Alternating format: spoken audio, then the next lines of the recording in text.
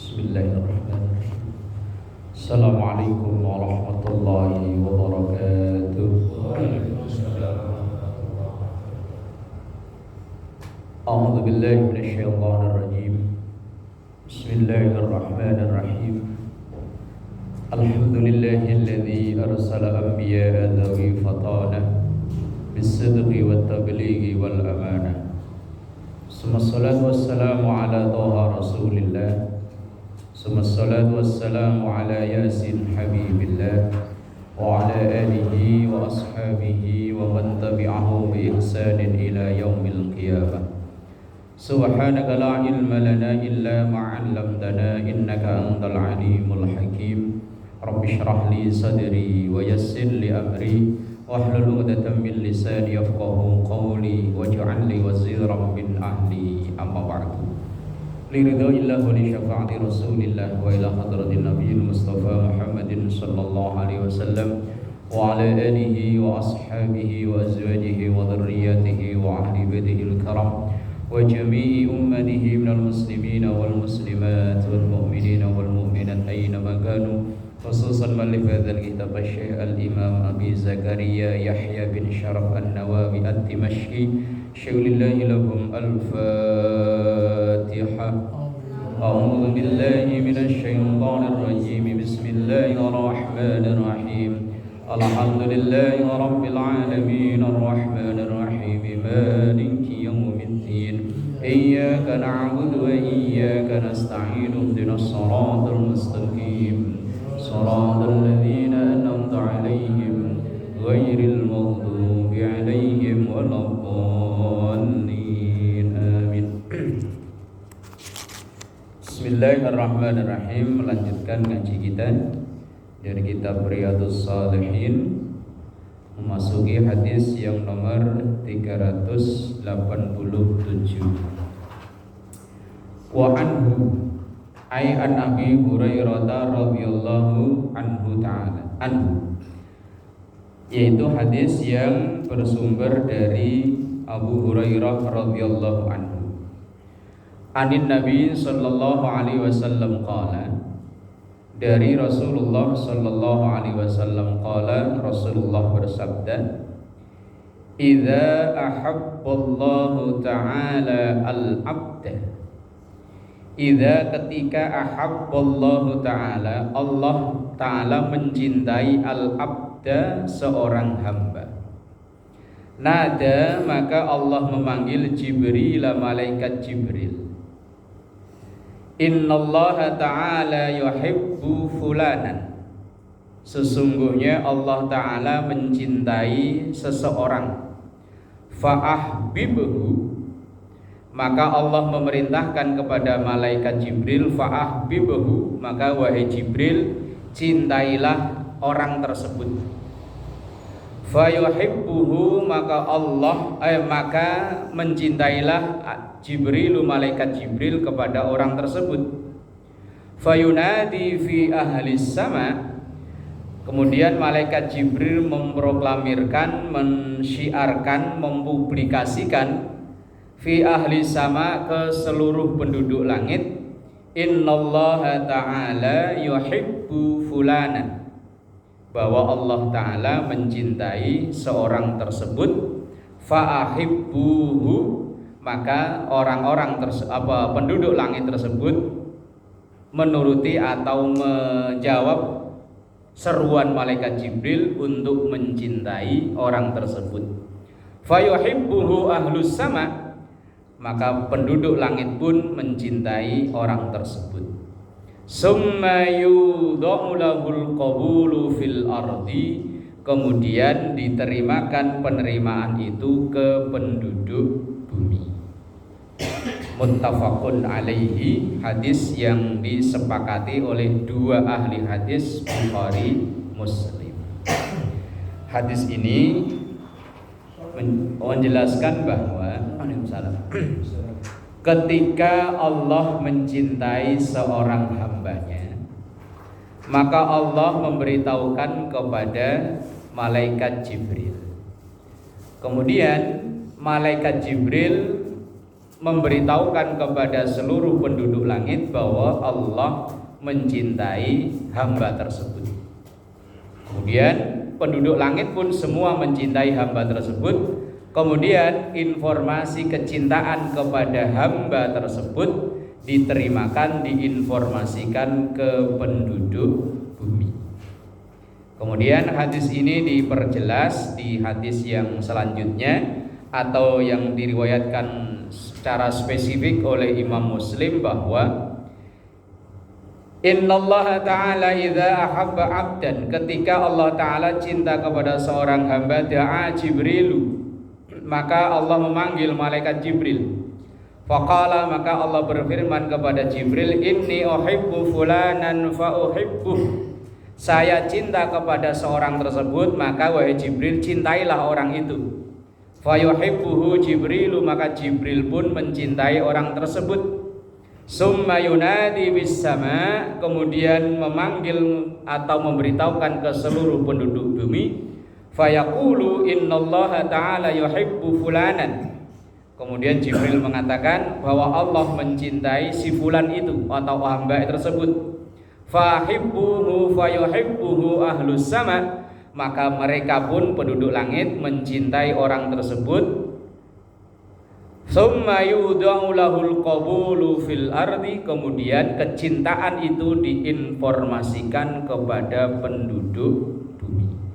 Saya begini, ketika Allah itu mencintai seorang hamba, maka Allah akan membukakan pintu hati orang-orang itu untuk mencintai orang tersebut. Walaupun mungkin orang tersebut secara spesifik kayaknya nggak punya keistimewaan tertentu, ya kayaknya orang biasa, kayaknya. Tapi kalau Allah udah mencintai hamba tersebut, siapapun kalau ketemu dia, ngobrol sama dia, bersama dengan dia itu hawanya nyaman. Ketemu sama dia itu ngelihatnya kayaknya itu adem, kayak nggak pernah ada masalah, kayaknya happy, bahagia. Iya, ya persis. Iya, padahal ya kayaknya orang kaya ya bukan, orang alim ya bukan, tapi kalau ketemu kok hawanya bahagia aja. Nah, itu tanda-tanda orang itu dicintai oleh Allah. Tapi kalau sebaliknya, padahal kayaknya ya orang kaya, tapi kalau kita duduk sebelahnya kok nggak betah. Ngelihat mukanya itu kayaknya itu enek. Ada ya bahasa enek nih ya. Kayak orang makan, ngelihat makanan ini ya. Padahal dia kayaknya ya orang kaya, tapi kita ngelihat mukanya apa tadi? Enak. Ngelihatnya kayaknya enak, ngobrol sama dia ya nggak nyaman. Itu udah pertanda aja. Pertanda aja. Atau mungkin contoh lain, memang dia punya keistimewaan. Tapi keistimewaan yang dimiliki itu ya dimiliki banyak orang juga. Tetapi orang tersebut, kalau Allah udah cinta sama orang tersebut, maka Allah nyuruh malaikat Jibril untuk woro-woro. Woro-woro itu bahasa sini apa? Kabar-kabari, orang-orang, Allah cinta kepada si fulan itu, maka cintalah kalian kepada si fulan itu. Makanya kadang kalau saya ngelihat fenomena kayak di Jawa Timur itu, ada Gus yang masih muda, umurnya baru 30-an, Gus Ikdam. Itu sekali pengajian kalau malam Selasa apa itu, yang datang itu puluhan ribu. Bukan hanya orang Islam yang datang, ya Hindu ya ada, Kristen ya ada. Kalau ditanya kenapa kamu ngaji, ini kan orang Islam yang ngaji, ya nggak tahu, pokoknya saya senang aja hadir. Itu seakan-akan kalau baca hadis ini berarti Gus Ikdam yang masih muda, ya kalau lihat ngajinya ya biasa Pak, nggak beda jauh dengan ngajinya Gus-Gus yang lain, ustadz-ustadz yang lain. Tapi kenapa kok Allah bukakan pintu hati orang-orang yang datang itu sampai puluhan ribu? Nah, iya. Nah itu seakan-akan Allah menginformasikan ke Jibril, Jibril, saya cinta dengan hambaku yang itu, maka infokan ke orang-orang untuk mencintai dia. Datang ke pengajiannya dia, datang minta nasihat, minta apa ke dia. Lah yang datang kalau puluhan ribu loh Pak, kalau yang ceramah di sini, ya sampai ke ujung syiar Islam kali ya. Lah iya ya. Lah iya. Lah itu kalau kita cuma hanya ngarep dapat ilmunya, denger apa segitu. Atau mungkin kita kalau dulu di daerah saya ada namanya Kiai Mbah Abdullah Salam, almarhum almarfurlah.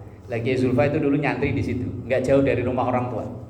Itu kalau Selasa pagi, oh iya Selasa pagi ngajinya, itu yang hadir puluhan ribu. Padahal beliau kalau ngaji itu di dalam rumah, suaranya pelan, tapi yang hadir itu ya ribuan orang Pak. Wong dari bis dari luar daerah itu banyak yang rombongan hadir. Lah saya zaman masih kecil kadang sering ikut, ya mungkin sumuran-sumuran ini Pak, sering diajak. Ya sampai sono nggak denger apa-apa Pak. Wis pokoknya asal melihat banyak orang pada duduk aja. Dengerin apa? Kalau dari rumah ya bilangnya ngaji, cuma nyampe sono nggak denger apa-apa. Lawang suaranya pelan, namanya udah sepuh Pak, umur udah sepuh. Kalau ngajinya Bismillahirrahmanirrahim. Baca kitabnya yang pelan, tapi kok yang hadir puluhan ribu. Loh, berarti yus memang Allah udah nyuruh malaikat Jibril untuk bukakan pintu hati orang-orang itu untuk hadir berbondong-bondong untuk nyimak ngajinya orang tersebut. Bahkan kadang-kadang ada waktu hidupnya penuh kontroversi, tapi begitu meninggal yang hadir yang takziah ribuan. Kalau nggak bisa dibilang jutaan, kebanyakan lah ya ribuan. Lah ini mungkin wallahu alam. Kalau melihat hadis ini, ketika Allah cinta kepada seorang hamba, maka hamba itu akan dicintai oleh banyak orang. Ya, intinya gampangnya kayak tadi itulah, kayak Pak Kiai Tamrin ya. Pokoknya pribadinya itu nyenengin tuh. Deket sama dia itu ngobrol hawanya betah. Oh ya. Gemesin. Gemesin sama ngeselin bedanya apa? Ya, pokoknya duduk sama dia ngobrol itu kayaknya ya nyambung aja, nyaman. Lah itu mungkin Allah membukakan pintu hati kita bahwa orang itu memang hamba Allah yang dicintai oleh Allah. Tapi kalau sebaliknya, dia orang alim, orang pinter, mungkin gelarnya namanya panjangan gelarnya Prof itu profesor atau provokator yang boleh ya, pokoknya Prof DRIR KH kalau perlu ya, DRS namanya Yanto, pendek banget, belakangnya masih panjang. Tapi kalau dekat sama dia melihat wajahnya ya tadi apa? Enak. Kan kadang ada yang kita ketemu orang tuh baru melihat aja udah kayaknya nggak nyaman melihat dia itu. Wah, tapi ya jangan langsung vonis, kamu dibenci Allah. Ya enggak, hanya ini sebagai pertanda bahwa ketika Allah mencintai seorang hamba, maka Allah mempublikasikan lewat malaikat Jibril untuk membuka pintu hati orang-orang itu untuk mencintai orang tersebut.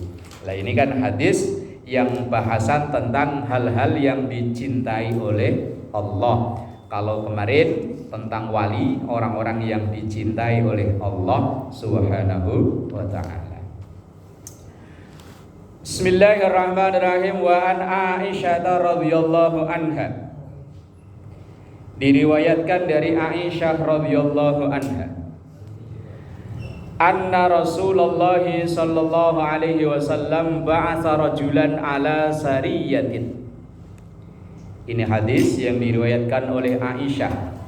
Aisyah ini istri Rasulullah sallallahu alaihi wasallam, salah satu dari istri Rasulullah yang paling banyak meriwayatkan hadis, dan satu-satunya istri Rasulullah yang dinikahi masih dalam status perawan. Kalau yang lain kan statusnya janda.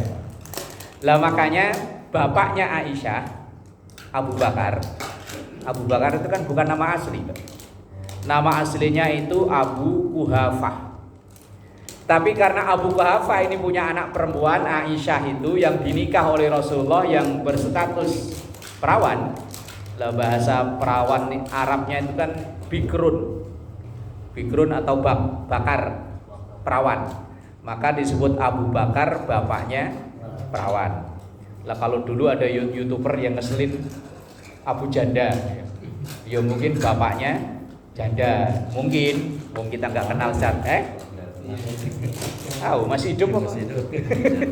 Iya. Kalau bikin konten kan kadang ngeselin ya.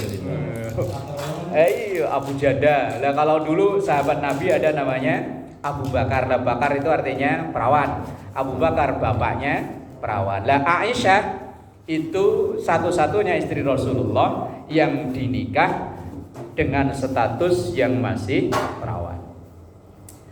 Apa kata Aisyah? Anna Rasulullah sallallahu alaihi wasallam. Ini Aisyah bercerita bahwa Rasulullah sallallahu alaihi wasallam ba'asa mengutus rajulan, seorang sahabat, ala sariyatin, untuk memimpin rombongan perang, pasukan perang, ekspedisi.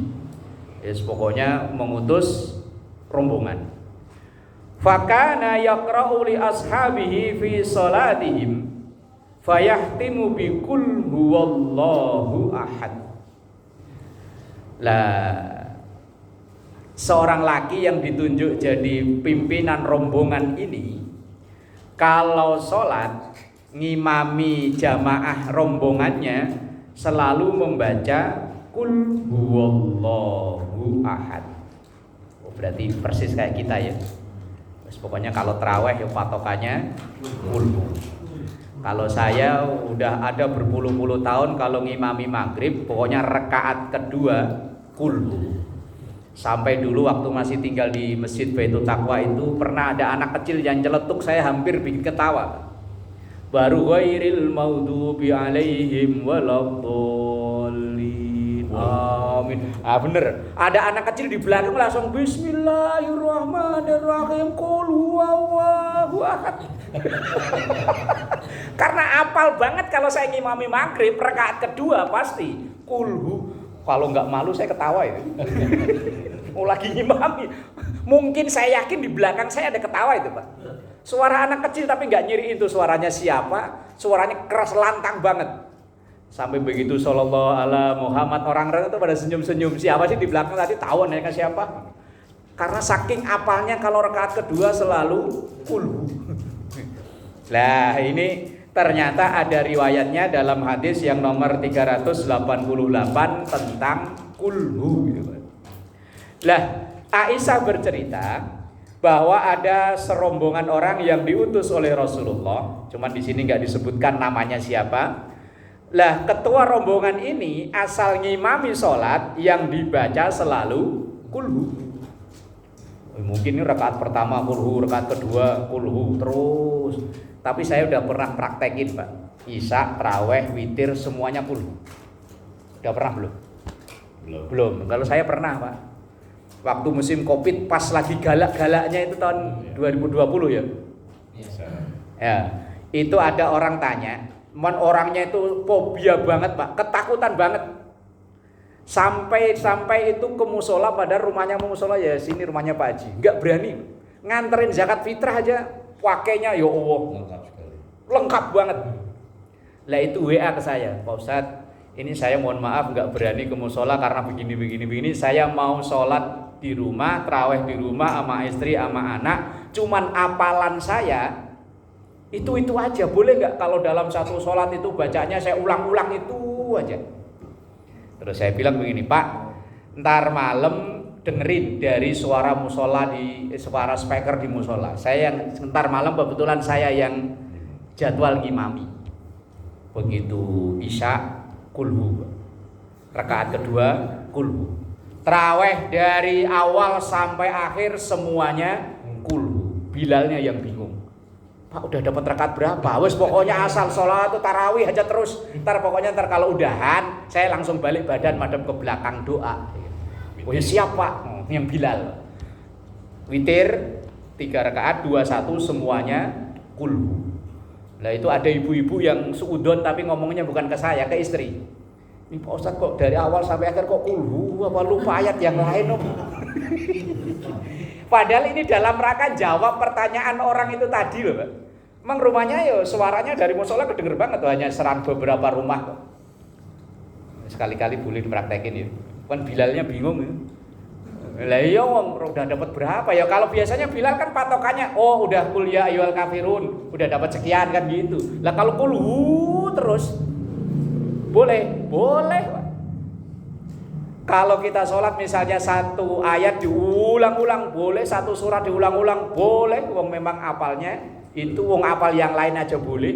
Wong nggak baca aja boleh kok. Karena ini termasuk sunnah hayat. Dalam sholat sunnah itu kan dibagi dua. Ada sunnah ab'ad, ada sunnah hayat.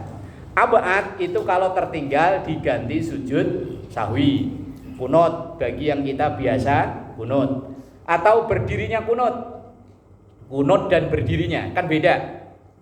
Berdiri sami Allahu liman hamidah, berdirinya sudah, angkat tangan sudah, cuman bacaannya lupa. Allahumma apa ya? Allahumma akhirnya karena udah lupa Allahumma barik lana fima razaqtana wa qina adzabannar. Lah udah langsung sujud. Lah terus nanti berdirinya ingat tapi kunutnya lupa, maka nanti diganti sujud sahwi.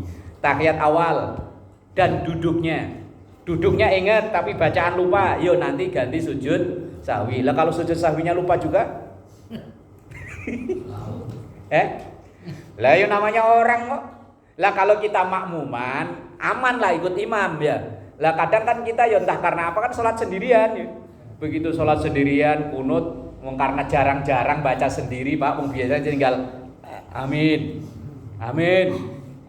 lah. Entah itu karena bangun kesiangan atau apa, sholat sendirian di rumah, sami Allahu liman hamidah, tangan diangkat, Allahumma barik lana fima razaqtana wa qina adzabannar. Udah langsung sujud, nanti diganti sujud sahwi. Lah kalau sujud sahwinya lupa juga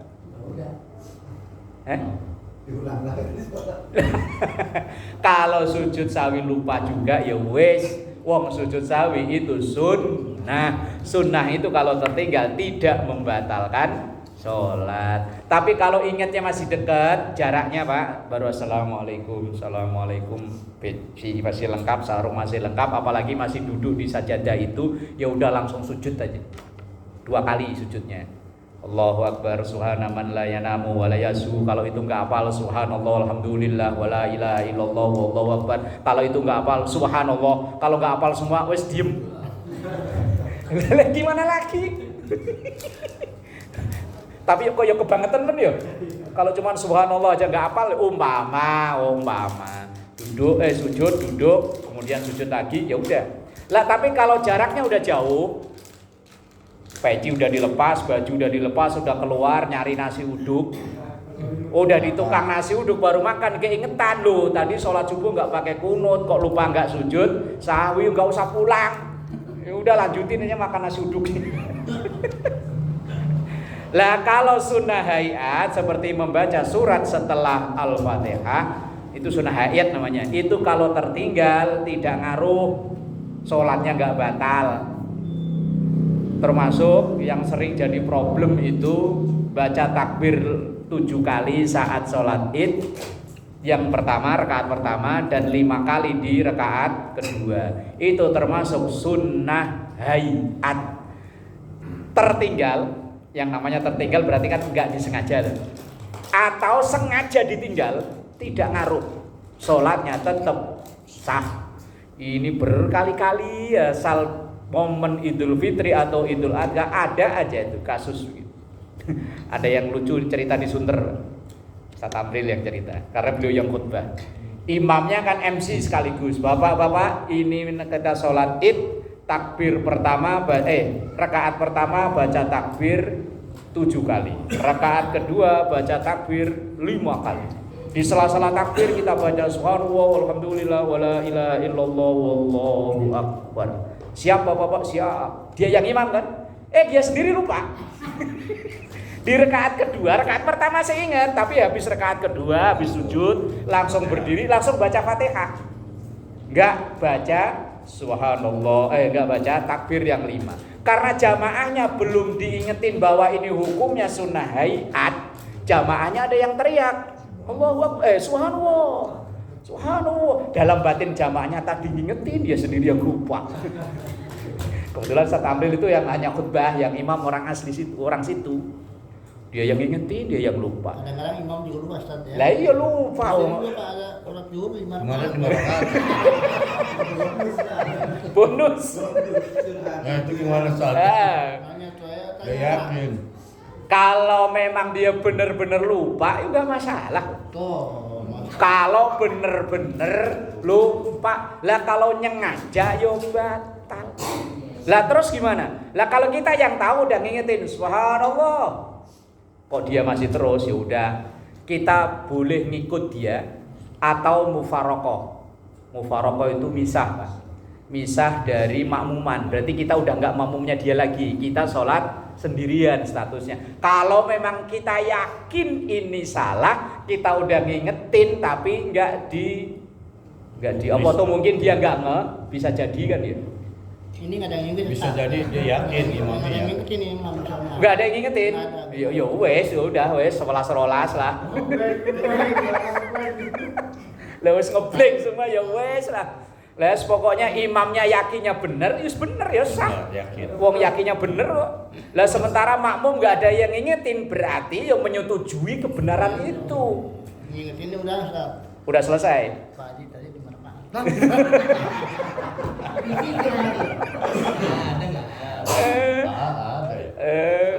Lah iya kalau nggak ada yang ngingetin ketika sebelum sholat as-sukutu tadullu ala na'am. Diamnya seseorang itu berarti menyetujui itu. Jadi usah ngulang saja, usah ngulang. Kok usah, wis bener. Wong yakin bener kok. Baru satu apa? Nah itu kalau kurang gimana Ustaz? Ya sama. Asal dia udah yakin dan jamaahnya nggak ada yang ngingetin. Wis pokoknya asal semuanya yakin, sah. Al yakinu la yuzalu ala syak, la yuzalu bisyak. Keyakinan itu nggak bisa diutak-utek wis. Asal dia yakin. Lah yang salah ya sebetulnya yang makmumnya di belakangnya. Lah kalau makmum di belakangnya lah sekarang makmum di belakangnya, kadang makmum ini kan pasrah bongkoan sama imam ya. Wis pokoknya ruko ikut ruko, iktidal ikut iktidal, salam ikut salam. Rakaat keberapa? Mbah. Makmum ya. Lah iya, makmum. Lah saya sendiri kalau jadi makmum, Pak, pasrah udah pasrah saya, Pak. Terserah imam dah pokoknya. Maghrib pakai kunut aja saya ikut amin loh, Pak. Lu pernah kejadian di sini, Pak? Nazilah. Imamnya itu bukan.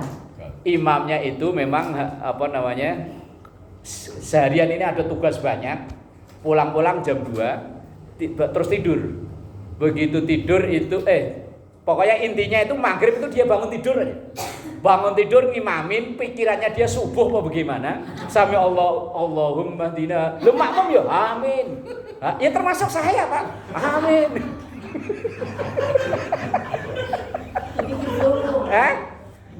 Maghrib. Asli orang yang masih ada saksi hidup masih banyak. Lalu saya sendiri karena ini saya makmum, kewajiban makmum itu wajibnya ikut imam. Lah pikir saya mungkin kunut nazilah. Awalnya saya kunut nazilah mungkin. Lah begitu selesai habis salam-salaman, habis sholat sunnah, saya tahu Ustaz. Tadi kok pakai kunut? Iya, saya juga udah terlanjur ya udah saya lanjut. Lupa. Oh ya udah, Imam juga manusia. Lah manusia. Oke, imamnya udah tua ya Ustaz ya. Masih muda. Oh, Tuaan saya kok. Agak tersinggung sama. Senior. Yuk, saya pas udah di tengah-tengah, loh maghrib kok kunut biarin terus. Ya siapa tahu ini jadi kunut nazilah.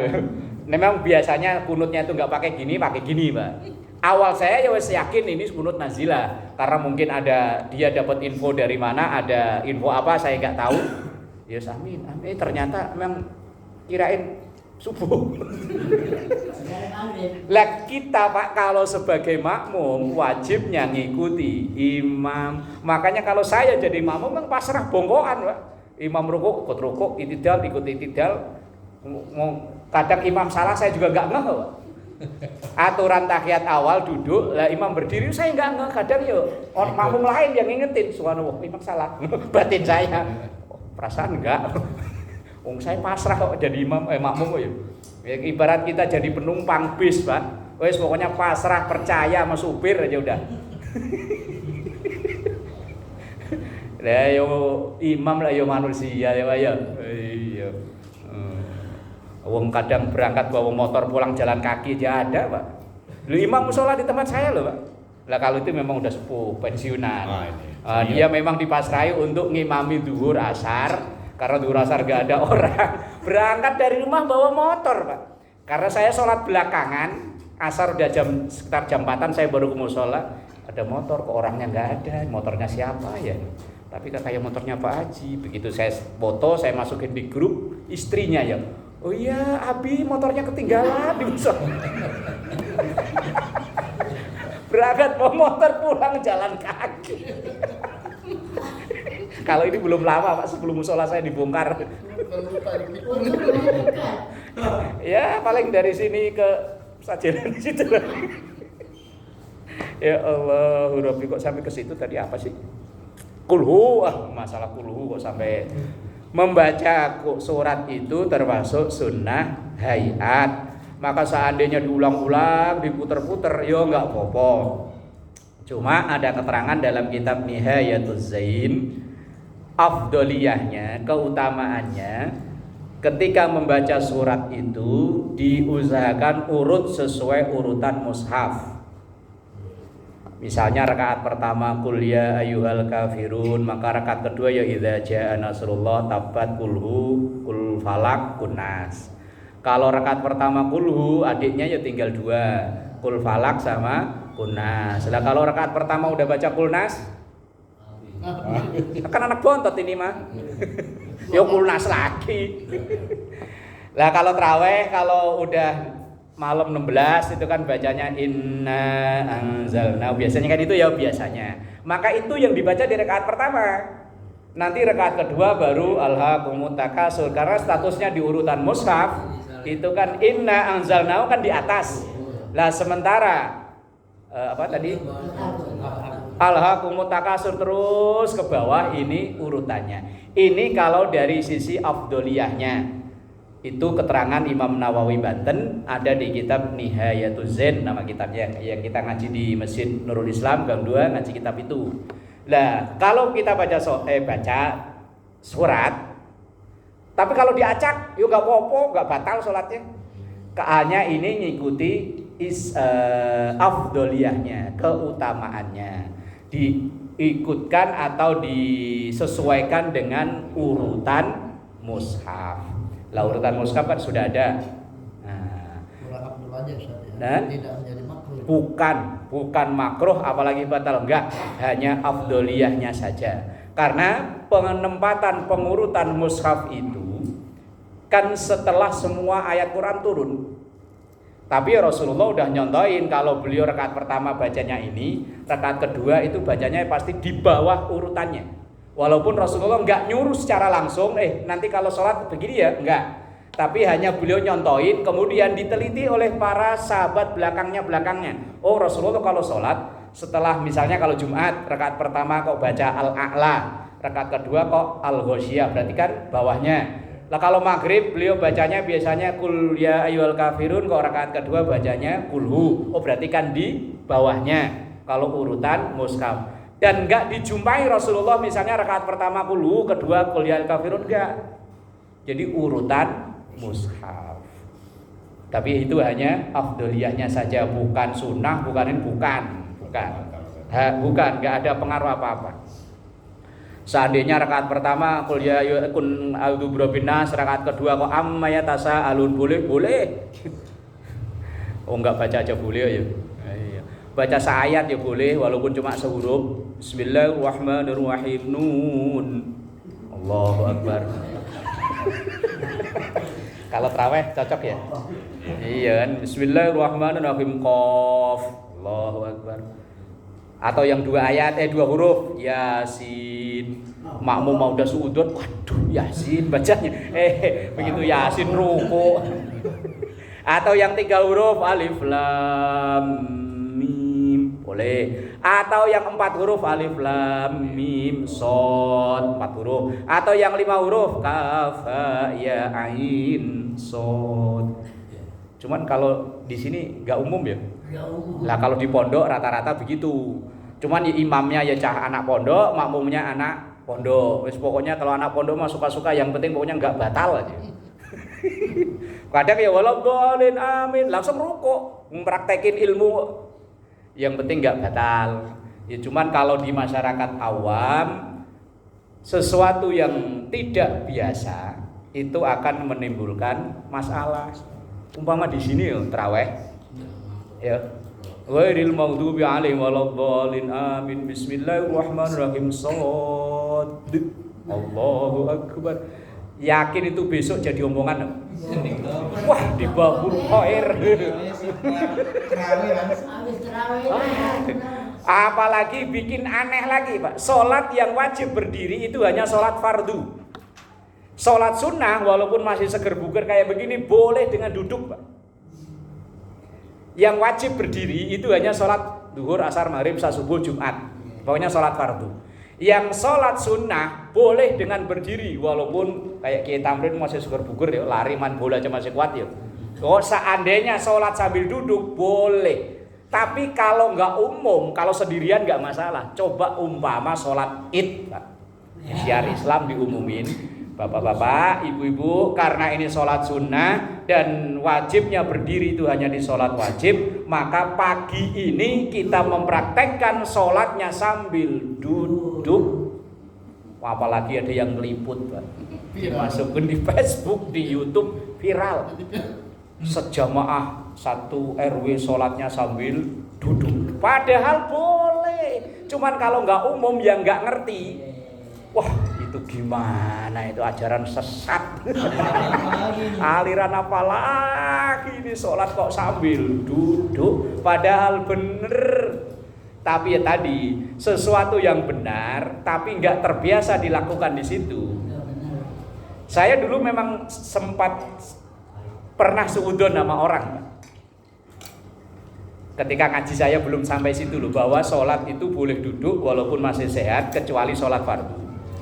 Selesai sholat jamaah itu, Pak, itu ada seseorang yang sholat ba'diyah dia sambil duduk.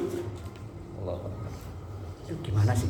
Ini sholat apa bukan? Batin saya di belakangnya. Akhirnya begitu nyampe rumah saya buka-buka buku, belum ketemu, memang ngajinya belum sampai situ. Begitu sampai ngaji bab itu, oh ternyata benar yang dilakukan orang dulu itu. Sholat sunnah sambil duduk. Tapi kalau masih berdiri ya bagusnya berdiri. Kayaknya nggak mensyukuri nikmat berdiri ya.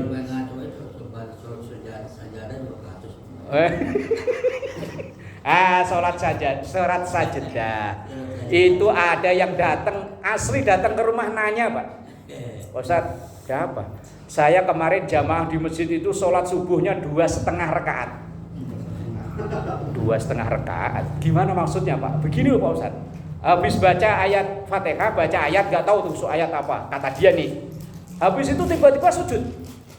Habis sujud berdiri lagi, baca ayat lagi. Oh, itu maksudnya. Itu kan 2,5 rakaat namanya. Oh, begini loh, Pak. Itu namanya sujud tilawah. Apalagi itu ajaran baru nana. Oh, ini alon-alon tenang. Sujud tilawah itu ada mulai di zaman Nabi, Pak. Cuman bapak aja yang nggak pernah. Saya dari kecil sampai umur tua begini belum pernah. Loh, iya makanya ngajinya agak jauhan, Pak. Ngopinya agak kental gitu. Biar nggak gampang nyalain. Lah kalau dia ini langsung koar-koar umpama, wah masjid ono sesat. Sholat subuhnya 2,5 rakaat. Gara-gara dia nggak tahu bahwa ada namanya sujud tilawah. Daerah sini ada yang meraktekin sujud tilawah? Soalnya mau ketik itu. Nah iya, itu ada di juz 25, juz berapa kan ada surat Hamim Sajdah. Atau di surah Iqra bismi rabbikal ladzi khalaq. Itu kalau dibaca sampai akhir wasjud waqtarib. Itu ayat sajdah. Sunnahnya bagi yang membaca atau mendengar langsung sujud, baik ketika sholat maupun di luar sholat. Nah ini yang dibaca memang baca ayat-ayat sajdah. Ketika sampai ayat itu langsung sujud. Habis sujud ya langsung berdiri lagi ngelanjutin bacaan lagi. Nah yang nggak tahu dikirainnya itu 1/2 rakaat. Lah kalau subuh tahu subuh 2,5 rakaat. Itu sampai datang loh ke saya, datang ke rumah. Ustaz saya mau nanya, apa? Wah sesat. masjid ono sesat. Aduh, dia belum ngerti kok tiba-tiba nyesatin orang. Aduh, bahaya itu. Hah? Di Quran itu ada 15 atau 16 tempat yang termasuk ayat sajdah namanya. Lah ayat sajdah itu ketika dibaca, baik saya umpama yang membaca, sunnahnya ketika ayat itu sampai ayat itu langsung sujud. Lah setelah sujud balik lagi. Lah sujud ini namanya sujud tilawah. Sujud itu kan ada 4. Sujud sholat, sujud sahwi, sujud tilawah, sujud syukur. Lah 4 macam sujud yang disyariatkan, yang dibenarkan ini syarat rukunnya sama, harus suci, menutup aurat, menghadap kiblat, tempatnya ya suci. Sujud sholat udah maklum, sujud sahwi udah maklum, sujud tilawah tadi, sujud syukur ya begitu. Ini kadang main bulu tangkis begitu menang sujud apa?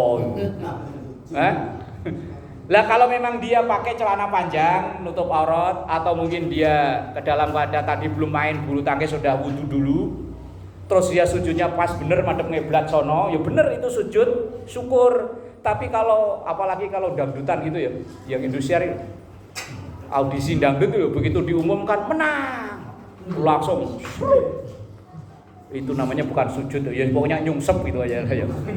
Bukan sujud.